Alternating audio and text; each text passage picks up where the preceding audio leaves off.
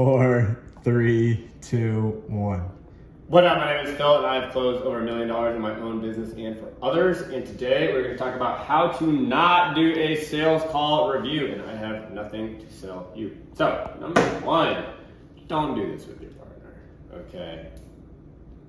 And if you do, you need to do it on 2x speed and you need to watch it all the way through.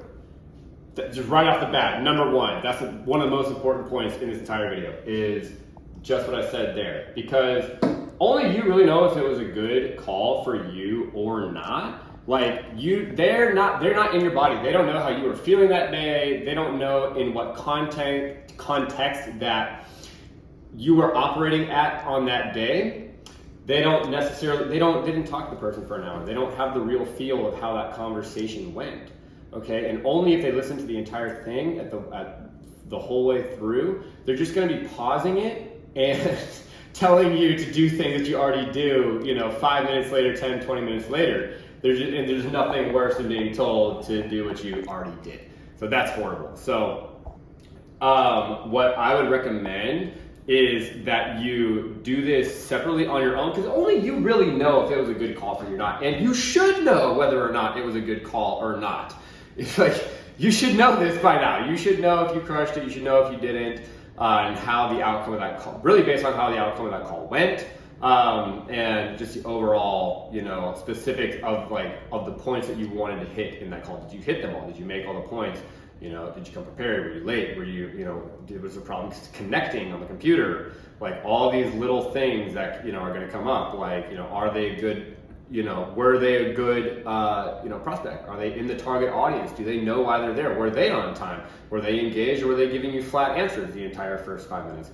What kind of call is this? So really what I recommend is, looking at all this under the bigger picture, because you need to see every call is only one data point. And you need like minimum 30 at least. You need to go do 30 real calls and then, look at your numbers. I'd recommend always out of 100, just look at your last 100 calls and just say, hey, how did that go? And what were my numbers and how much time and how much this, how much that, how much that, how much this. Should you even be talking to the person? That's, you need to have, so all these things you need to have in a checkbox, right? You need to have these as things to check off when you're reviewing a call. So you're not just sitting there listening to yourself and being like, do I sound dumb, or did I, this is what I'm saying, you need to have it systematized out, right? You have not a script, but checklist, bullet points that you're gonna hit every time at the appropriate time. Calls go all kinds of ways. People get on the phone, they're ready to buy, it's inappropriate to do a sales call with them. So gauging all of that, right? Gauging all of that in the bigger picture, because what's gonna happen is if you don't do the sales calls review properly, if you do it together, it's gonna be really bad. Couple of things. One thing I would recommend is that you do it separately. So you watch it, they watch it, and then you compare notes. Because then there's none of this stopping, starting, pausing.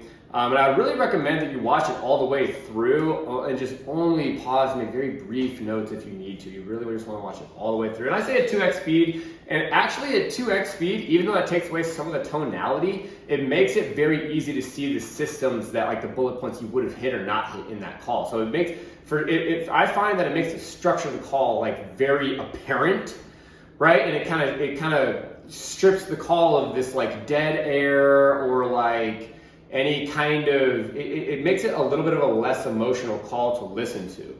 So I always like to do 2x speed there, and plus you don't want to be taking forever. You should be reviewing multiple sales calls. Fast as you can go, the better. But all within the bigger picture. I know that if I'm talking to 10 qualified leads and it came through a good funnel, I'm closing, if not all of them, half of them. I mean, why else are we there?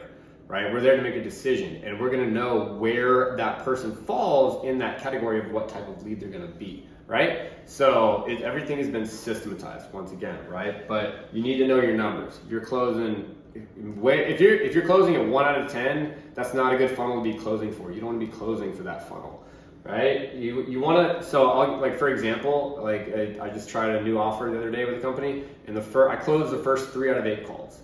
So I think it was like 37 or 40%, somewhere in there. And those are just people like just right out of the central leads bucket, just right out of the leads bucket, just calling people. And if they have time to talk, you talk, and if not, then no big deal. But first 3 out of 8. So that will tell you something, right? Because once you hone in on it and get good at it, it should double. It should at least double, right? Because part of this is determining, was this somebody you should have even been talking to? That's a question you need to be asking on your call review. Because at a certain point, it's not about whether or not can you do a good sales call or not. You're gonna know you can do a good sales call, but were you talking to the right person?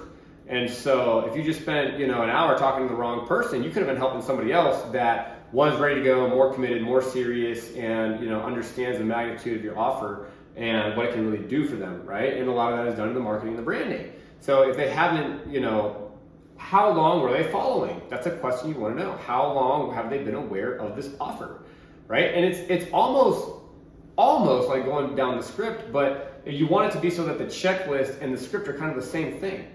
So it's not like you're trying to extract the checklist out of some script outline. It's just like, no, these are the checklists of